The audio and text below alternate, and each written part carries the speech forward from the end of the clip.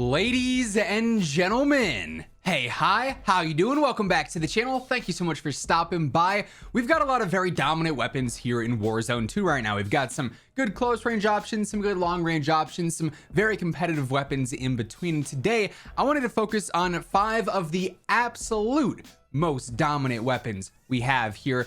Arguably overpowered weapons, right? So we're starting first with one of the newest weapons in the game, and one that should come as no surprise in a video based around dominant weapons, the Cronen Squall.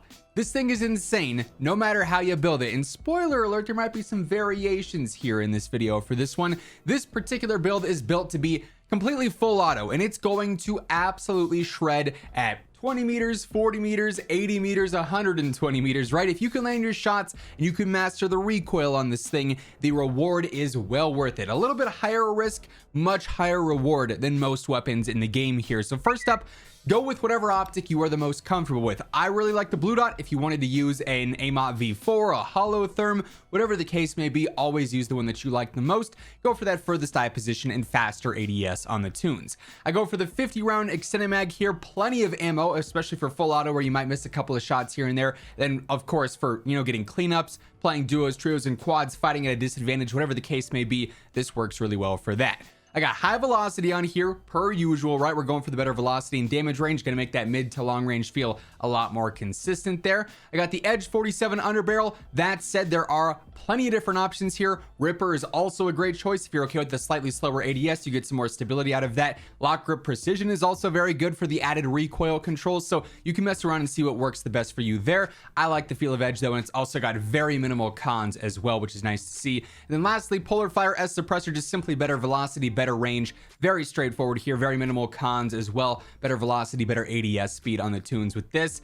This setup is one that I have been loving since it dropped. It absolutely melts. There's nothing else I need to say about it. Another really solid choice here is the RAPP LMG. This is one that I feel like is often overlooked for something like the RPK or the RAL or the Sakin, but truth be told, the TTK on the RAPP is utterly insane at all ranges. It's just to me the most usable in like the 40, 50, 60, 70 meter range. Over super long range, the recoil on it is a lot more noticeable, as is the velocity and whatnot, whereas like that mid-range, early long range, this thing really thrives. Obviously it's not super aggressive because it's heavy, it's slow, it's an LMG, but if you got your sights up and you are able to consistently again land shots on target, it just rips through everyone. So first up here, I do have the AMOT V4 in this case. Furthest eye position, faster ADS per usual.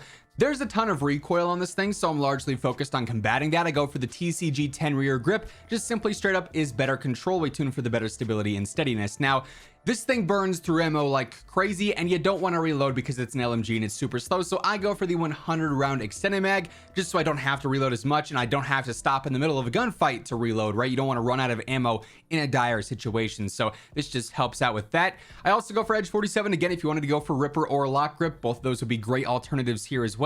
Better stability and stabilization on these tunes. And I go for the Sakin Shred 40. As much as I would love to use a suppressor here, I feel like going all out control is going to be your best bet, especially for players who maybe struggle a little bit with recoil. This will help out a lot in that area in particular. Allow this to be as easy to use as it can possibly be. That way you can just absolutely fry everyone. Another very slept on weapon, the Lachmann 7.62. This is, of course, a battle rifle, so it can go full auto or semi-auto. What I'd recommend doing here is turning this to full auto because it's going to absolutely just destroy as well. It, especially in the mid-range, can really fry. Its TTK is kind of ridiculous, although compared to its semi-auto version, when you turn it full auto, the recoil goes sky high, right? It does take a lot to get used to and a lot to learn. So again, it's a setup that is largely based around recoil control. Now, once more, use whatever optic you're the most comfortable with. Blue dot, 3.4 times, whatever the case may be. Furthest eye position, faster ADS on the tunes there. I go for the 30 round mag. You could also jump up to 50 if you wanted to as well, if you're not comfortable with just 30 for the fully auto version. Really is no wrong answer there. 50 will just be a tad bit slower. High velocity ammo to make that mid-range and long range feel more consistent. Better velocity and range on those tunes. Lock grip precision in this case for sure, because we're just focused on that recoil control and really trying to minimize that. In this case, I go for ADS speed and hip walk speed, but quite frankly, you could kind of go in any direction. The tuning on a lot of these underbarrels barrels that are like the lock grip just isn't all that great. Then lastly, Sack and Tread 40 yet again, just for the straight up control, right? Better gun kick control and stabilization there. Once you do master this recoil pattern and once you get used to how this weapon feels, it is one of the most rewarding in the game because one, you're never going to see other people killing you with this because it's a super slept on gun, but two, it's just obliterating everyone when you're landing shots. Now, as we jump into the last couple of weapons here, quick reminder, if you guys are new to the channel, every single day I am your one-stop shop for everything that you need to know about COD, whether it's news, updates, loadouts, tips, everything like that is right here. So feel free to hit that subscribe button and join us on the road to 1 million subs. And if you guys enjoyed this video, if you find it helpful, let me know by dropping a like on it as well. And want to give a quick shout out to my friends over at G Fuel. Obviously, we've got season 3 Reloaded coming up here pretty soon. If you're looking to stock up on some of your favorite flavors, maybe try something new, maybe even try G Fuel for the first time, they've got something for everyone in the form of tubs, the starter packs, which are a great deal. You can test out a couple of flavors and see which ones you like, or even go all in on cans as well, which I've really been enjoying lately. If you want to grab anything at all from the G Fuel site, though, of course, throw in code Immortal at checkout and you'll get 20 to 30% off your entire order. The link for that will be down in the description below. Now, as I mentioned, the Cronen Squall's got some variations. That first build that we covered was for fully automatic. This build is actually meant to be the semi-auto version, and each of them is utterly insane. Right now, it's a lot more of a preference thing, but straight up, quite frankly, the Cronen Squall, no matter how you use it, is one of the most dominant weapons in the game. So being that this is built for semi-auto, the build is a tad bit different here. I love the 3.4 times optic on my semi-auto guns. It is perfect for the mid to long range, staying on target, tracking them easily, right? We're going for the furthest eye position and faster ADS. 30 round mag here is totally sufficient for semi-auto as opposed to 50. That's just a bit overkill and going to slow you down more, so I don't feel like you have to go for that by any means. We do want high velocity on here yet again for that better damage range and velocity, right? I go for Ripper in this case because it's going to offer a little bit more stability than the Edge. And on semi-auto weapons, I feel like stability is just such a huge component to consistently staying on target that this is a pretty big deal here. So I would recommend this idle stability and stabilization on those tunes. And then once more, we do have the Polar Fire S here just for the better velocity and better damage range. Same tunes as before on here.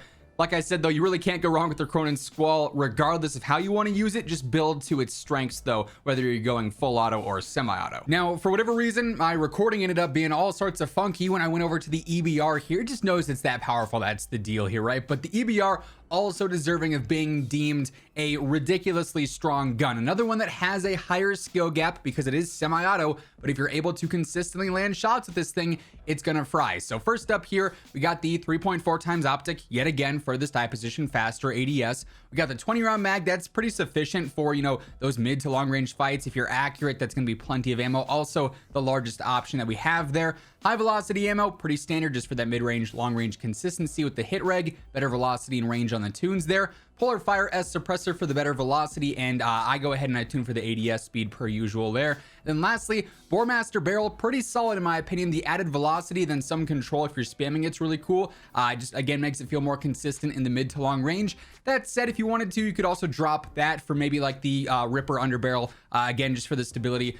Feel free to mess around and see what works well for you, but this thing also, not to be taken lightly, it will absolutely beam. With that being said, that is effectively going to wrap things up for this one. Those are 5 of the most overpowered and dominant weapons in Warzone 2 right now. If you guys enjoyed the video, let me know by dropping a like on it. And if you're new here, feel free to hit that subscribe button, turn on those post notifications to always guarantee you're up to date with everything going on between MW2, Warzone 2, and DMZ. But once again, thank you so much for tuning in. And until next time, take it easy, have an awesome rest of your day, and I'll catch you guys later.